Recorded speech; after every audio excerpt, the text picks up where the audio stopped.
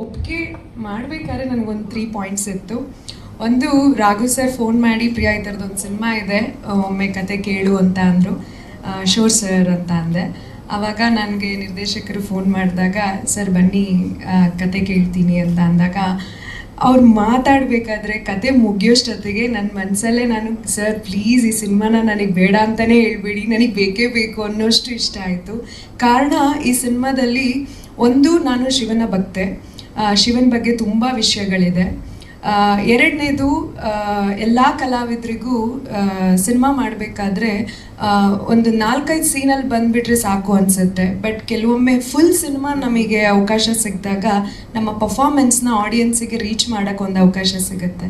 So ನಾನು ಒಂದು 4-5 cinema ಮಾಡಿದ್ರೂ ಈ ಸಿನಿಮಾದಲ್ಲಿ ನನಗೊಂದು ಸ್ವಲ್ಪ ಜಾಸ್ತಿ ಒತ್ತಡ, ಅಂದರೆ ತುಂಬ ಜಾಸ್ತಿ ಅವಕಾಶ ಇದೆ. ಬಿಕಾಸ್ 2 ಪಾತ್ರದಲ್ಲಿ ನಾನು ಕೂಡ ಇದ್ದೀನಿ. ಇಲ್ಲಿ ಬರೋ ಪ್ರತಿಯೊಬ್ಬರು 2 ಪಾತ್ರ ಅಂತಾರೆ, ಅದರಲ್ಲಿ ನಾನು ಕೂಡ ಇದ್ದೀನಿ.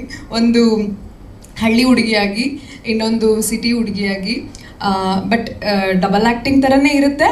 ಬಟ್ ನಾನು ಒಂದೇ ಸ್ಕ್ರೀನಲ್ಲಿ ಇಬ್ಬರು ಕಾಣಿಸಲ್ಲ.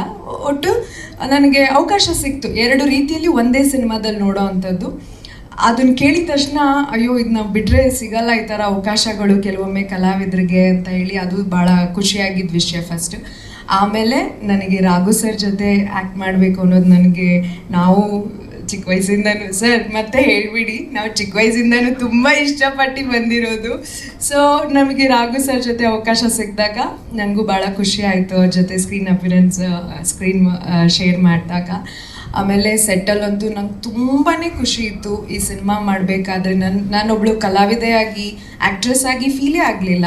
ನಾನೊಂಥರ ಮನೆ ಮಗಳೇ ಆಗಿಬಿಟ್ಟಿದ್ದೆ. ದೇವನಹಳ್ಳಿ ಆ ಒಂದು ಏನು ಸುತ್ತಮುತ್ತ ಆ ಒಂದು ಹಳ್ಳಿಯಲ್ಲಿ ನಾವು ಶೂಟ್ ಮಾಡಿದಾಗ ನನಗೆ ಅನಿಸಿದ್ದು, ನಾನು ಇಲ್ಲೇ ಯಾವುದೋ ಒಂದು ಟ್ರಿಪ್ಪಿಗೆ ಬಂದಿದ್ದೀನಿ, ಎಲ್ಲ ನನ್ನ ಕುಟುಂಬದ ಜೊತೆ ಕೆಲಸ ಮಾಡ್ತಿದ್ದೀನಿ ಅಂತಲೇ ಅನ್ನಿಸ್ತು.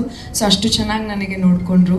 ಆಮೇಲೆ ನಮ್ಮ ಪ್ರೊಡ್ಯೂಸರ್ಸ್ಗಳ ಬಗ್ಗೆ ಹೇಳಬೇಕು ಅಂತ ಅಂದರೆ, ಒಗ್ಗಟ್ಟಲ್ಲಿ ಬಲವಿದೆ ಅನ್ನೋದು ಒಂದು ಸಾಕ್ಷಿಯಾಗಿ ನಿಂತಿದ್ದಾರೆ ನಮ್ಮ ಸಿನಿಮಾ ನಿರ್ಮಾಪಕರು.